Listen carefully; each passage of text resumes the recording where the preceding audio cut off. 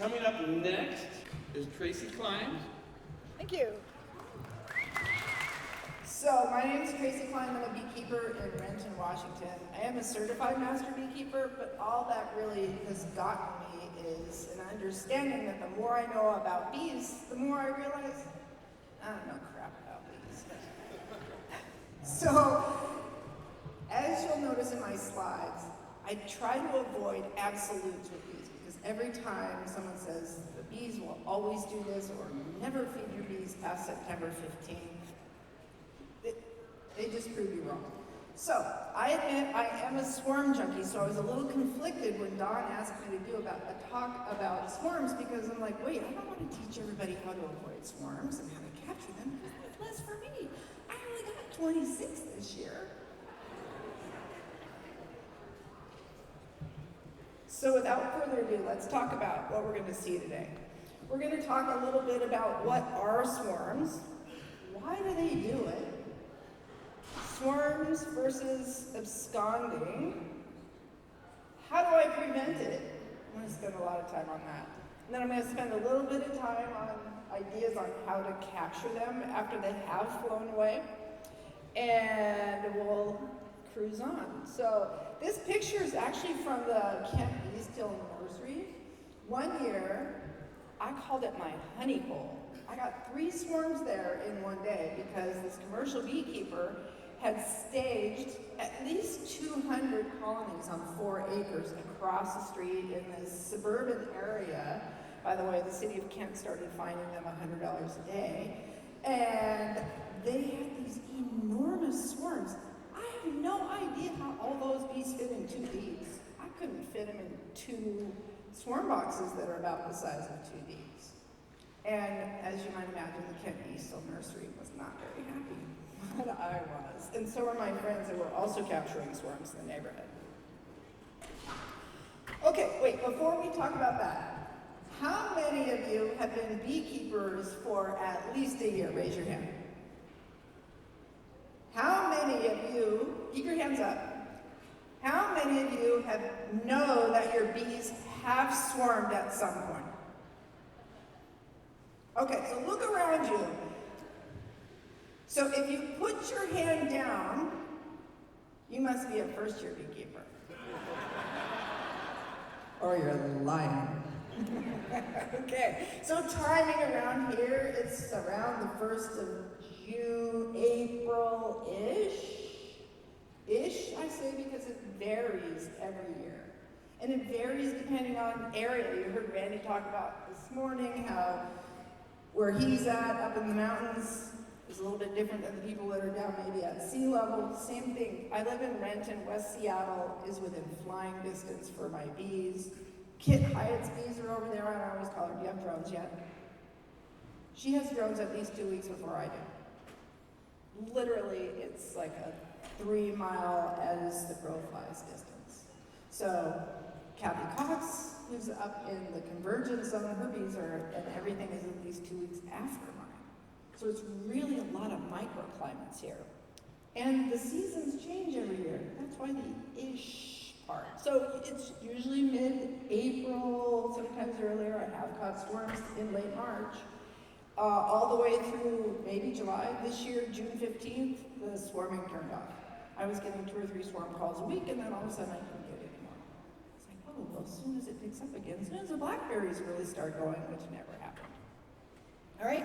And then sometimes in July, if you've got a super strong colony and they're all congested, they're like, as Randy mentioned this morning, there's no more room, we've got to go. And so they do split to propagate. Right, and swarms are just natural splits. So really we want to try and anticipate what's going on in the bee colony so that we can maintain the size and maximize our honey production.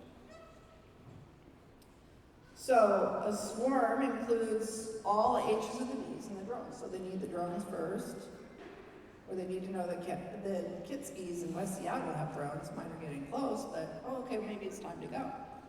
It is an instinctive behavior of all honeybee races. Some of the races are a little more prone to swarming than others, like Russians, but they will all swarm. And, let's face it, it is easier to manage that than to go get your bees out of your neighbor's yard. Or worse yet, out of their sidewall because they didn't caulk their house very well and suddenly the bees are in there. Right? And your neighbors are happier, right? All right, let's talk a little bit about primary swarms versus secondary swarms. Besides the obvious size difference, the primary swarm is worth way more to a beekeeper to capture because they're earlier. So they're earlier in the year, they make a lot of wax, they get a lot of honey. Some of the early swarms, those big primary swarms, have been my best honey producers of any. And I put them on foundation to start with. All right, well, I don't exactly put them on foundation, all foundation anymore, because sometimes they abscond. They're like, oh, no, I don't like this place. So the secondary swarms are smaller. You can have tertiary swarms and so on and so forth. We'll talk about how to avoid that too. Absconding is rare. It's when all the bees pick up sticks and say, nope, don't like this place. You know, when they're in a tree and the tree falls over, kind of a problem. There's a fire coming, they'll leave. They have high pesticides, maybe in the wax or herbicides. Timing is usually in the spring, early summer when that happens. Or I have brought swarms home, put them in a box without open brood, and then go out there 2 days later. I'll even put syrup and a pollen patty on there, and a couple times I've gone out there and I'm like, you ungrateful little bitches. They left. And the interesting thing is, none of my neighbors saw where they went. Where's Brad? They're probably in Dead Horse Canyon. Yeah, I live right next to a big canyon, and Brad found a swarm in a tree. My bees probably ended up over there. All right, note. I have had so many people over the years tell me, Tracy, my bees absconded, and they're telling me this in late October, early November, and I say, oh, I'm so sorry, they're dead. They're like, nope, they absconded, and this one lady insisted on it. I said, okay, if it makes you feel better, you keep believing that. So they don't abscond, they're sick, they're dying, they fly away. The beekeeper goes out, they've got, 10 frames of bees, they're like, okay, I'm good to go. And then they go out 2 or 3 weeks later, and there's no bees left. There might be maybe 50 bees left in there, and you might find the queen, but they're all dead. And that's because they've had that high mite load, and they've crashed and burned, and now you have extra honey to feed your other colonies over the winter. Okay, let's talk about factors that trigger swarms. So this is the largest swarm I've ever caught, also at the Kent East Hill Nursery. Okay, so reproductive swarms, overcrowding. You think that's what happened with this colony? Maybe so, right? I actually looked over there, and they had 2 colonies that were 2 deep, and they had so many bees on the outside you couldn't even see the boxes. And oh, by the way, they were white boxes. You could not see the bee. You could not see the boxes. There's no space in the brood space. There's no space in the honey storage space. By the way, those are different. We'll talk about that. All right, so one of Randy's slides. We saw this earlier today. Recognizing swarm cells. So they make a lot of them. How many of you have seen swarm cells in the bottom of your colonies? How many of you have seen capped swarm cells in the bottom of your colonies? How many of those colonies have already swarmed? Come on, put your hands back up. Because by the time they're capped like this, they've already gone. You'll almost never find the queen in here, but I always look. Please be a queen, please be. Oh, no queen, she's gone. All right, so this is your decision time to do something. You look for them by tilting the boxes up. If you're running 2 deeps, they'll be in the bottom of that first box. If you're running mediums, make sure you look in both the top and the middle box. They could be in either place. They're usually in that middle box, but sometimes I've seen them in both.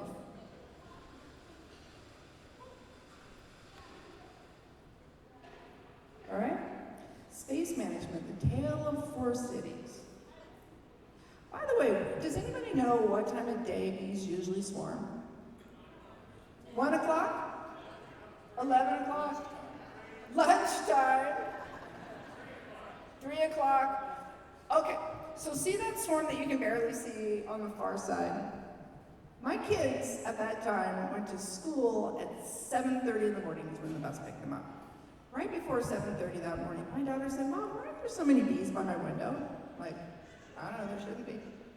She goes, "Mom, I think your bees are swarming." No. Bees swarm in the afternoon, honey.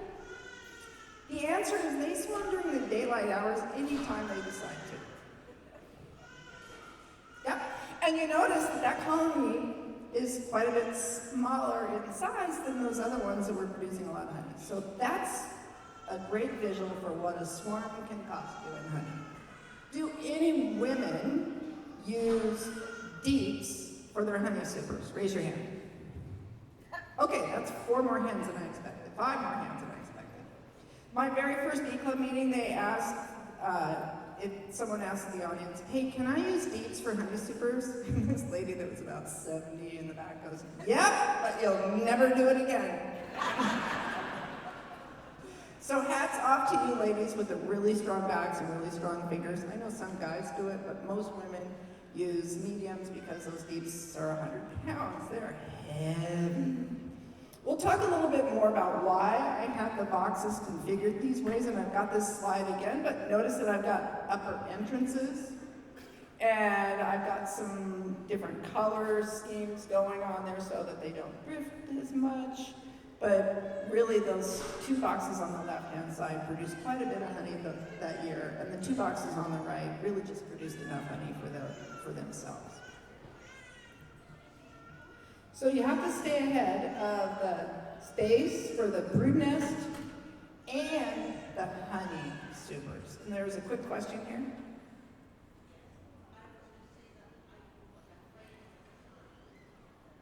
Yes, she says she moves 1 frame at a time, removes 1 frame of honey at a time. Lots of people do that, and I'll talk about that too. All right, so you really need to reduce the brood space congestion.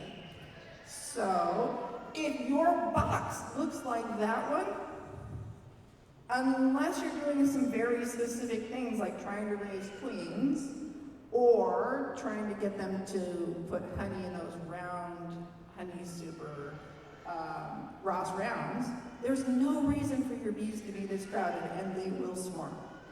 Well, they'll most likely swarm. So you don't want them to look like that. You want to anticipate that their exponential growth before they hit this space. So what do? You add another brood box. Randy mentioned this. You need to add it with wax. If you don't have a full box of wax, at least move some of your drawn wax up into that box so they've got wax in the middle, and then they'll make more on the outside. You want to replace 2 or 3 frames. So if you have extra colonies, you can take the 2 or 3 frames of capped brood with the adhering nurse bees out. Double check to make sure the queen's not on there. Done that. I give mine a light shape, because if you give them a light shape, the foragers usually jump off. And then you take those frames and put them into smaller colonies. And I have the frames with foundation tilted up there just for purposes of being able to see better, but you put those frames, right down in there. And I put them in the 3rd position because they seem to draw wax faster there. I put 1 on either side if they're really booming, and you might need to do that every week. If you've got a queen that's really laying a lot of eggs, you might need to do that every week. Or make splits. Now, as a previous speaker talked about, it's always a trade-off in beekeeping. If you want honey, you need lots of bees. If you want more colonies, split, but the trade-off is you're going to have less honey unless you recombine them later. So there are lots of choices and movements, and there's a million different ways to do splits. We're not going to talk about that here, but it's an option. All right, and then managing your honey store space. I like to checkerboard mine. they have a little bit of OCD. They don't like to swarm when there's empty frames with no wax in between drawn wax with honey. They're like, no, no, no, no. So the wet nectar takes up a lot of room, more than you think. So adding extra space during the honey flow is really no problem. It's not cold, the brood isn't going to get chilled. And you can reduce that back later as the season goes by. So checkerboarding, by the way, is a three-dimensional game. If you have more than one honey super, I checkerboarded opposites, and I used as many white plastic frames as I have. By the way, I hate those.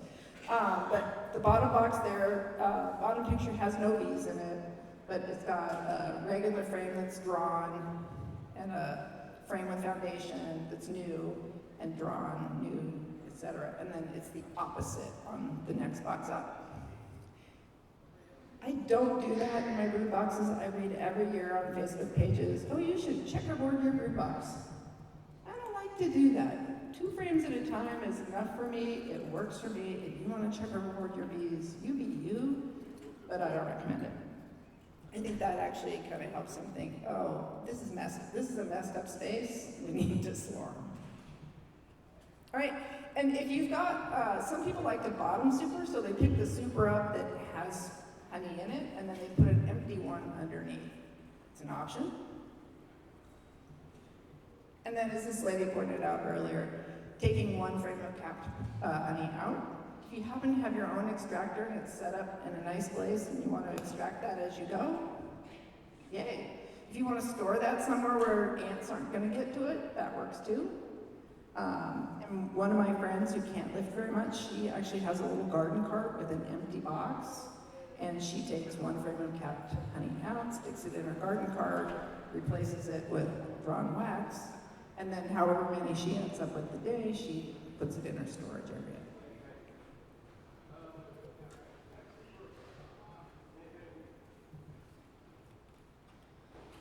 So you notice those boxes had upper entrances. I created those by using something called an emery shim. It's really just kind of an inner cover, but there's no material on the inside. It's just an outside frame with an entrance. I think the upper entrances really help because it creates a way for the workers to get into the honey storage space without going in the bottom, going through that congested brood space area, going, pardon me, excuse me, pardon me, excuse me, pardon me, excuse me, and then repeating the cycle to go out. So if they can fly directly in to where the honey storage is, hand it off to a house bee and leave, instead of spending all that time, how many more trips can they make to flowers that day? The upper entrances also, I believe, help the airflow and help dehydrate that honey. All right, queen excluders. I kind of did it backwards. Queen excluders are great if you want to keep your comb light. So blackberry honey is very light, and it can be colored by the darker comb that the queen has laid in. So if you want to have super light blackberry honey, don't let your queen lay in those supers. It does make the 3-dimensional game of brood management space more complicated though. So if you are going to be using queen excluders, be sure that you're managing that brood space so the queen always has places to lay.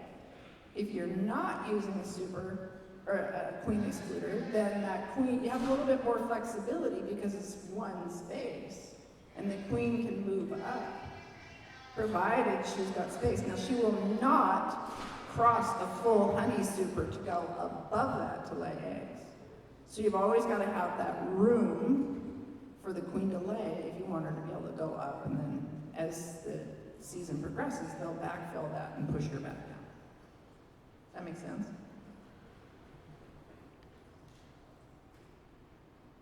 All right, so I promised we would revisit this space issue.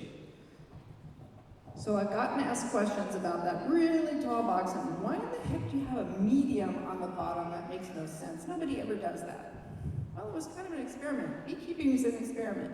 So even though I had all that space, those bees were still bearding something terrible on the bottom. So one of my friends had this great idea. She's like, hey, why don't you just put a medium box down there that's got just foundation and make it a giant slatted rack? Oh, that's a good idea. The problem was I had to take all those boxes off. So I did it because I thought, well, maybe it'll work. And it did. They stopped bearding. So they just hung out inside in the foundation. They never drew an inch of wax on there, but it was a giant slatted rack. And then at the end of the year, I took that out and stored it. So the box that's huge has the slatted rack, the 2 deeps. And by the way, that queen was a crazy carniolan layer. Sometimes I had to take 3 frames of cat brood out. And by the way, I kept feeding it over to the smaller ones, hoping that they would catch up. They never did. And then I've got a queen excluderon, because I like to keep my wax really light. And then I've got an emery shim. And I don't know why, but I have found that they put less wax in that emery shim if I have the opening facing up like a U, as opposed to down like most people put them. No idea why. But they draw less wax. They don't always draw no wax in there, so I always take a Tupperware out with me and make chunk honey. But usually they don't when I put the emery shims facing up. And then I got 2 honey supers, and then another emery shim, and then 2 more, and then on top of that I've got my inner cover, which by the way has an entrance up there too. And the smaller boxes didn't need all that space, so I didn't give it to them. It really comes down to that.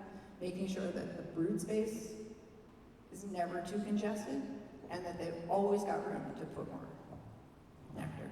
And they'll move that around. Question?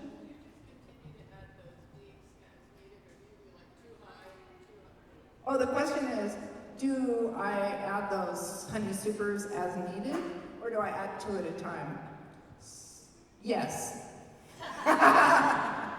So if the nectar on the blackberries is going crazy, I usually add the first 2 at the same time. By the way, I've never had 4 again on one colony, just that 1 year. A lot of times I'll have 3, so I do usually add 2, and then I'll add the 3rd later. And I'll move the honey around too, so that I'll checkerboard it.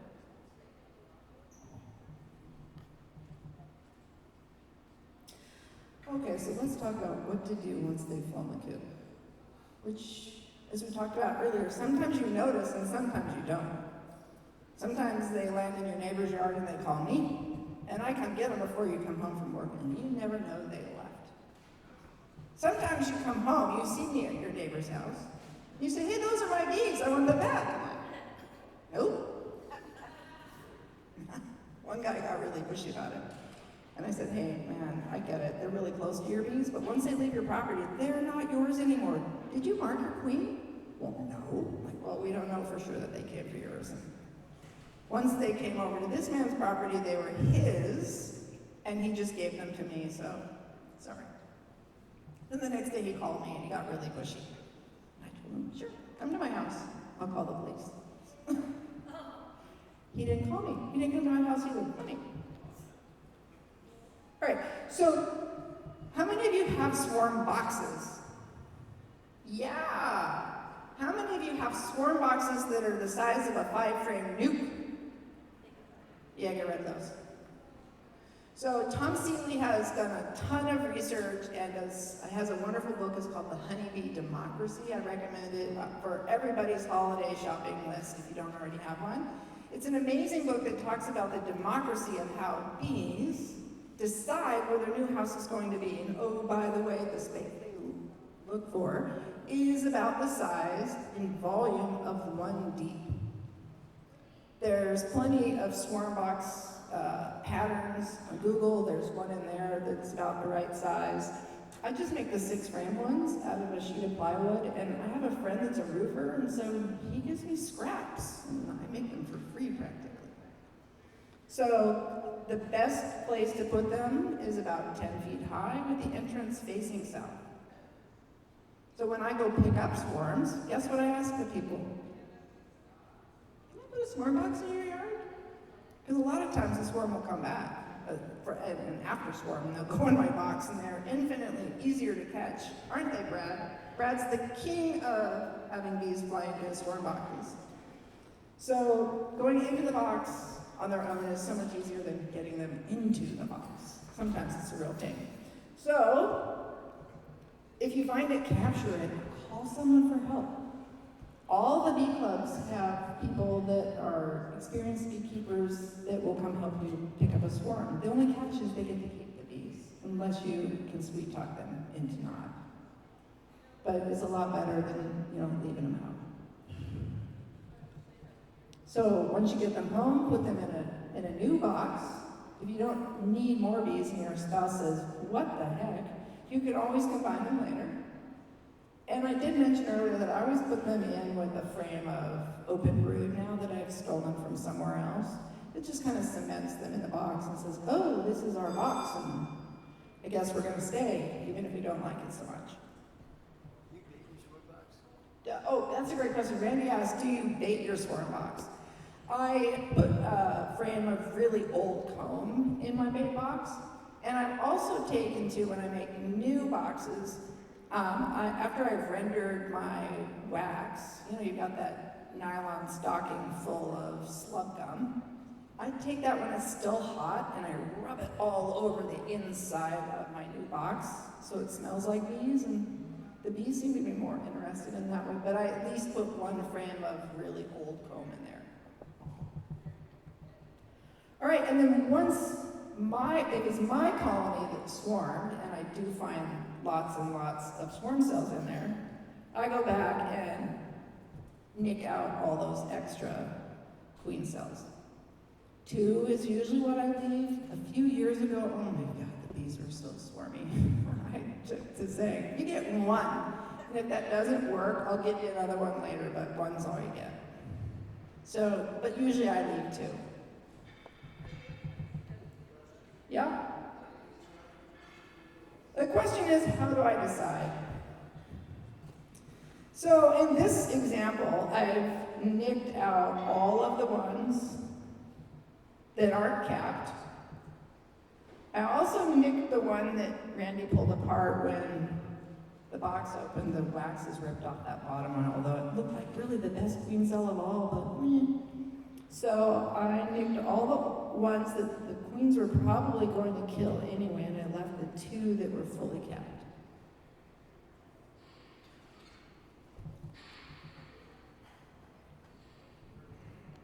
I don't know if that's right or not. That's what I did. Oops. All right, so let's talk about capturing swarms. How many of you have captured a swarm before? Wow, that's awesome. How many of you like capturing swarms? It's fun, isn't it? I love it. All right, so here's some pictures of swarms that I captured this year. Some easy, some not so much. Some turned out to be impossible. So we'll start with the one with the circle around the swarm because you really needed binoculars to see it. What this picture does not capture is that tree is actually on the top of a berm that's about 20 feet high, and it's too steep to put a ladder on anyway. So I asked the man, can I hang a swarm box up? He says, sure. So I hung a swarm box up facing south on his fence. It was about 6 feet up. That was the highest I could get it. And man, the bees were all over it. Oh, by the way, I forgot to tell you, I also put a little drop of lemongrass on the entrance, lemongrass oil on the entrance. Lemongrass oil, by the way, is like perfume to bees. A little bit goes a long ways. So we've all walked by that lady at the department store, like, oh God, lady, did you bathe in that? That's what the bees think too when there's too much lemongrass. So just a little bit goes a long way. So I baited it with a little bit of lemongrass and a really old comb. The scout bees were all over it for 2 or 3 days, and then they're like, nope. That's the first colony that I've actually witnessed dwindle and die. They chose death. Over the next month, The swarm got smaller and smaller and smaller. I moved my swarm box. Nope, they died. Okay. So the one in the top left was in a rhododendron. They're easy to catch. You just go, take a few frames out, dump it in. If the queen goes in the box, you're golden, because then the bees start fanning, and then everybody else marches in. Those make it look really smart. And then I always come back in the evening if I can, unless it's a long ways away. I will go back in the evening, and almost all the bees will be on the inside. Because if you don't, you'll leave a handful of the scout bees behind, and then the person that called you will say, hey, there's another swarm. And you're like, oh, no, it's just the scout bees, now I have to go back. Funny story with the picture in front of Lowe's. So if you notice in the left-hand picture, what color's my bucket? What does it say on it? Home Depot. I like the orange buckets because I put a frame of old comb in my bucket when I use that. And then I go up and I bump the swarm. And they like the orange buckets because they look like flowers. Well, I get to Home Depot and the manager's out there and I pop the thing on my... And he goes, no! She looks at the other lady, she's like, go get her 2 buckets. I'm like, I'm fine. Then I'm like, what are you doing? Take the free buckets. So anyway, I got 2 free Lowe's buckets that day. It was awesome. And they wanted to take a video anyway, so I ditched the orange bucket and I did a little Vanna White for her. And we used the Lowe's buckets. So if they're not too high, you can bump them into a box. If they're up really high, a ladder and one of those long extension painter poles work great. By the way, don't use the 3rd extension part of that 30-foot pole. It's very small, and when all the bees are in there, over it goes. I replaced my orange bucket with a metal rice basket, because when the bees go in there, there's no place for the air to go, and the bees bounce out. But if you get a basket, then the air goes out to the sides of the basket, and when the queen's in there, the bees are all over the basket anyway. So you might consider Yep, she said that she uses a wastebasket for better air. a wired one. Yeah, a wire one. My bucket actually has a dryer vent hole cut out of it with 16th and hardware cloth on it. So that helps a little bit. That's important for them to know. Yeah, and Brad Holes started using a thing called, what's it, the Queen's Throne. That's kind of cool that you can look it up online, and there's a couple little pieces of comb in there, and the queen goes in there. You can just put the pole up there like I did with that one. I just hooked my pole on the top of the ladder because that queen did not want to go in the box. So after 2 or 3 bumps, and they're like, did I call the right person? This person does not seem to know what they're doing. So the Queen's Throne works pretty good. So the one in the top right-hand side, we'll talk about that one next. I don't know why that man doesn't let me just put a swarm box up in his yard every year, because there's a beekeeper that lives up the hill from him, and his bees swarm every year. And they always come and land on this guy's trestle, but he's like, no, I'll call you next year. It's so much easier. But he doesn't want the swarm box there. Okay, fine. So those bees, I just take the swarm box and I brush the bees down. Sometimes you can bump them, sometimes you can't, and just brush them, and then hopefully the queen will fall in there, and then they'll all end up in there before the evening. Luckily, this guy is only like 2 miles from my house, on the other side of Dead Horse Canyon. Oh, so the top picture, I wanted to talk about when you go out on a swarm call. How many of you have gone out on a swarm call and they're actually wasps? Wasps, yellow jackets, hornets, not what you want. So, instead of going out, when someone calls you and says, like this lady today, by the way, ironically called me and said, I have honeybees in my backyard, can you please come get them today? Today, she called me. What were they? Not honeybees, yellow jackets, right? So I said, can you please send me a picture? So sometimes they're like, no, I can't get that close, and just get as close as you can and send me a picture, because I literally will not go unless I get a picture. It's a waste. And it's more of a waste this time of year, right? Because you're like, oh, those are not honeybees. But they don't believe you. And you're like, yeah. And every once in a while, I'm like, no, they're not honeybees. And they send you a picture, and like, well, I'll be darned. Those are honeybees. Always get a picture. So the top picture there is to illustrate and recommend, ask lots of questions before you go. So this lady called me and said, I have 3 swarms of bees in my tree. And what did I think? Sure you do. But I took how many boxes with me anyway? 4. I always take 1 extra box, 1 more box than they tell me. So if they say I have a swarm, I always take 2 boxes. A 5-frame nuke and 1 of my swarm boxes. And I say, how big is it? Could you send me a picture? How high up is it? Send me a picture. So this lady had 3 swarms in her backyard. And then a week later, she called me again and says, hey, I have 2 more in my pot. So I have no idea where all these bees were coming from. I'm not going to tell you where it is, because guess who's going back there next year.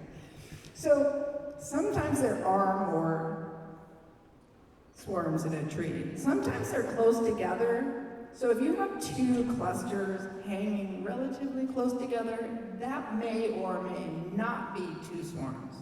It may be just 1 big swarm that was on 2 branches that were kind of together, and then as time and gravity took over, they ended up in 2 bunches. But always put them in 2 boxes.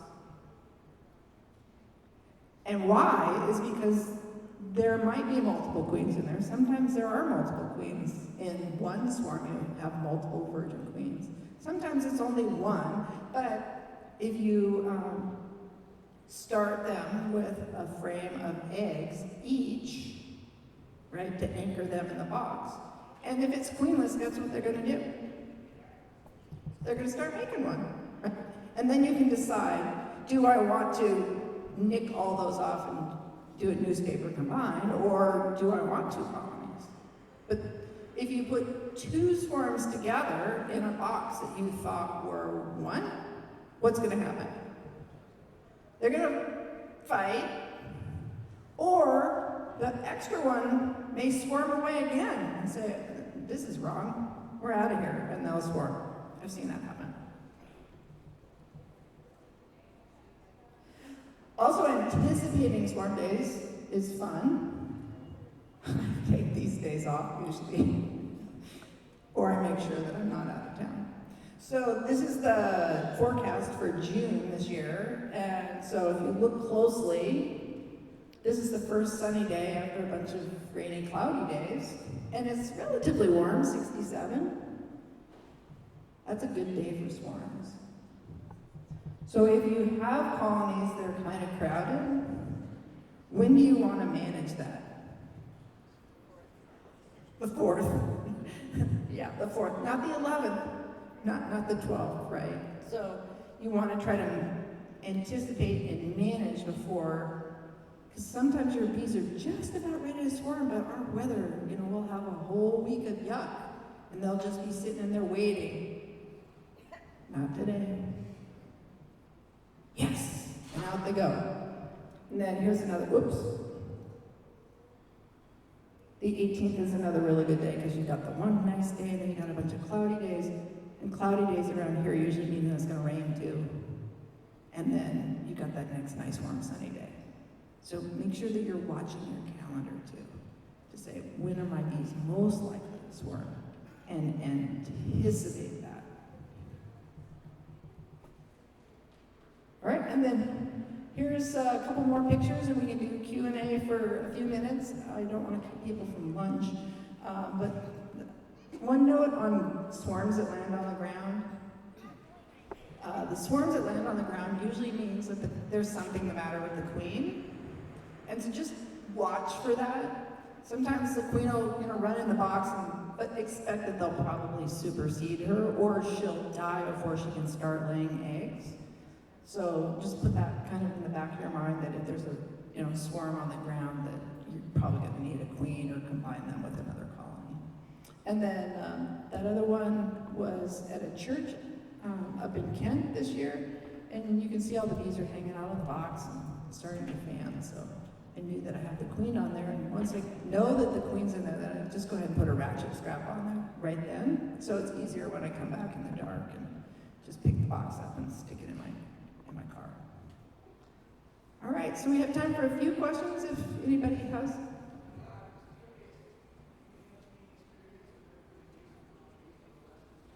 I'm sorry, I couldn't hear the whole question. Do I have any experience?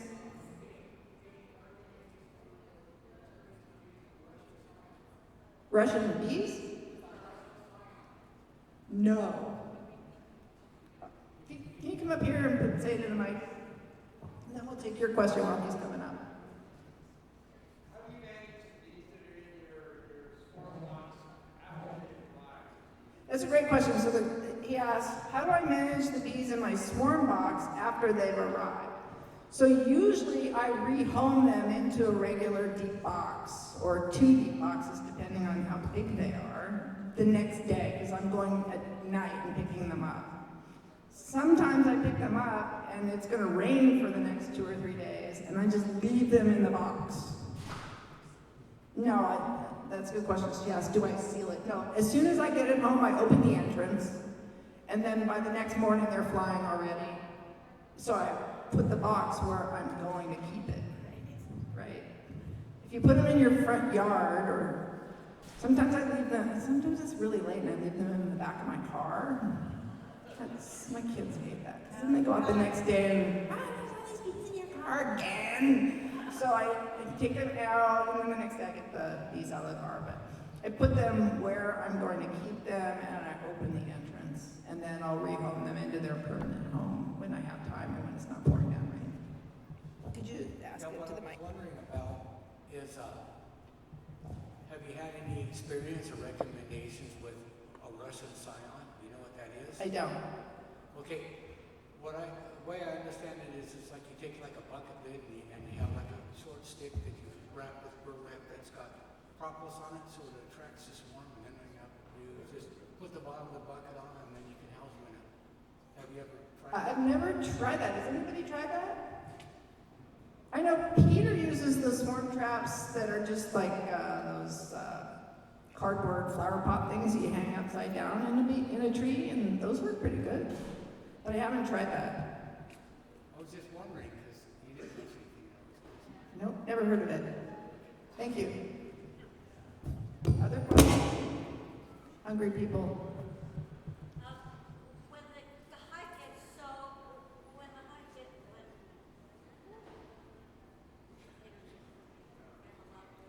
when the hive gets so strong, and I'm moving some of my frames from my bottom box to the next box up, I sometimes leave 9 frames in the bottom box all summer long.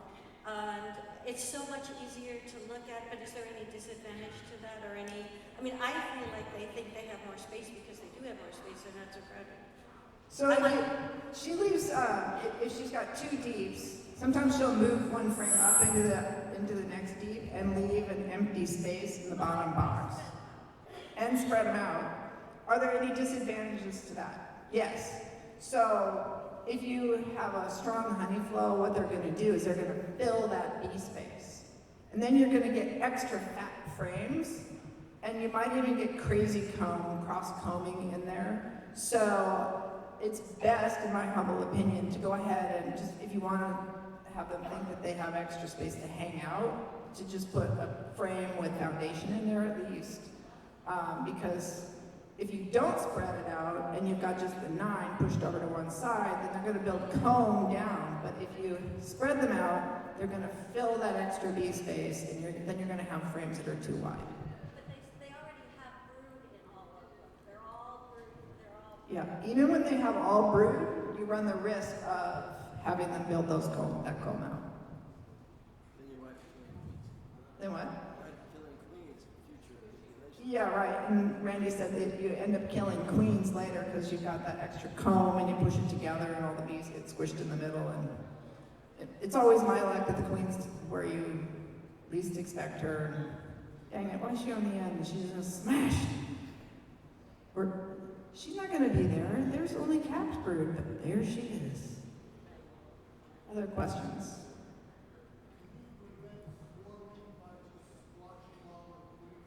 That's a great question. Can you prevent swarming by just smashing all the queen cells?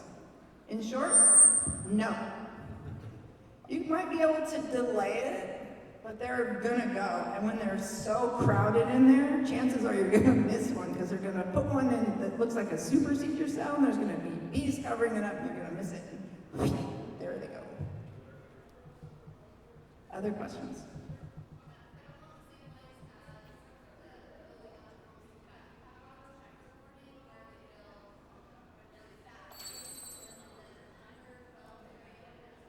Yeah, the question is when you checkboard like that, do they sometimes draw the comb out underneath where yes, they sometimes do that. So I usually start with frames that are, fully drawn, and usually they behave, but sometimes they don't, right?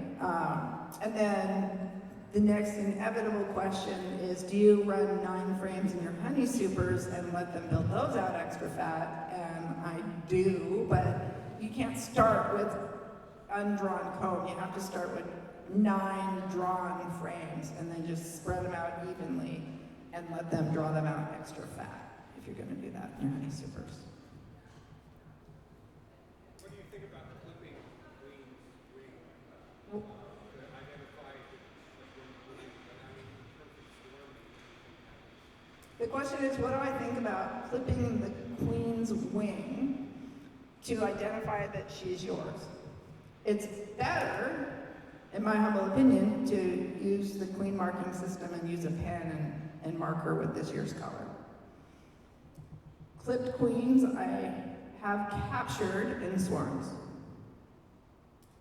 So if you think that you're clipping her wing and she's not going to be able to fly, you might be right, you might be wrong. What? If the queen can't fly, they can swarm because what they can do is, you saw how many queen cells they might have. They just raise a new one and then they swarm anyway. They'll kill her and then they'll swarm. Because there's not enough room, they will swarm. They may swarm with that queen, they may swarm with a new queen. Or they may swarm with 7 or 8 virgin queens. Seen that?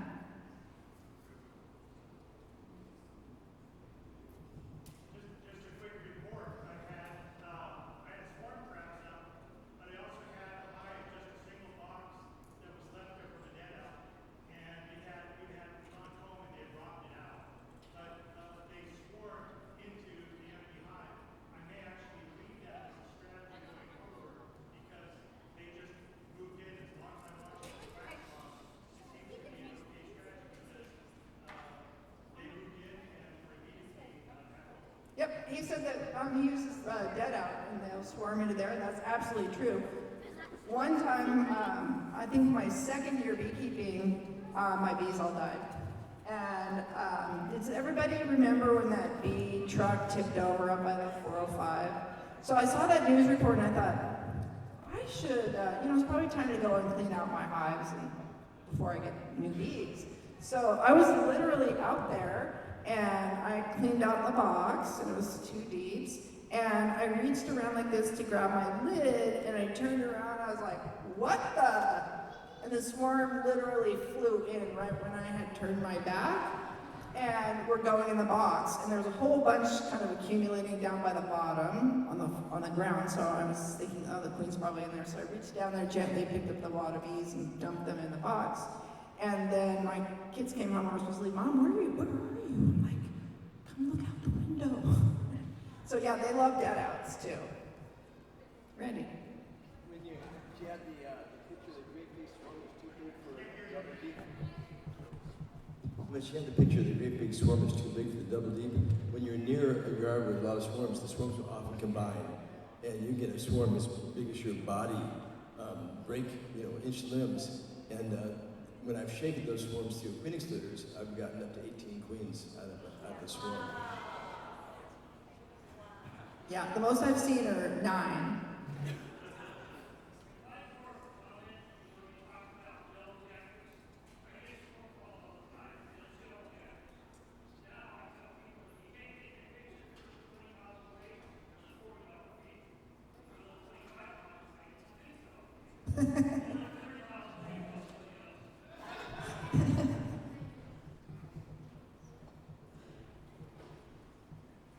One more.